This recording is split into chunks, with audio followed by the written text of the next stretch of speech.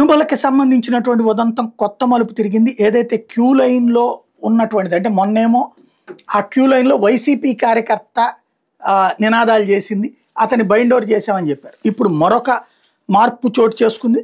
ఏంటయ్యా అంటే అక్కడ జరిగినటువంటి ఇన్సిడెంట్‌కి స్థానికంగా ఉన్నటువంటి ఒక ఉద్యోగి కారణమని తేలిందట. తిరుమల శ్రీవారి దర్శనం క్యూ లైన్‌లో 2 రోజుల క్రితం కాకినాడకు చెందిన వైకాపా నాయకుడు బిహెచ్ఆర్ఓ తిరుమల తిరుపతి దేవస్థానం చైర్మన్ అధికారికి వ్యతిరేకంగా నిరసన తెలిపితే దాన్ని వీడియో రికార్డు చేసి సోషల్ మీడియాలో ప్రచారం చేసింది.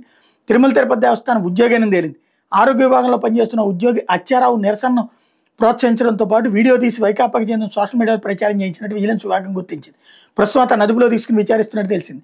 ఇటీవల వైకాపా నేత భూమన్ కరుణాకర్ తిరుమల తిరుపతి దేవస్థానం తమ వాళ్ళు 2000 మంది పనిచేస్తున్నారంటూ టీటీడీ పరిపాలనా వ్యవస్థ విశ్వసనీయతను ప్రఖ్యాతకం చేసేలా వ్యాఖ్యలు చేశారు.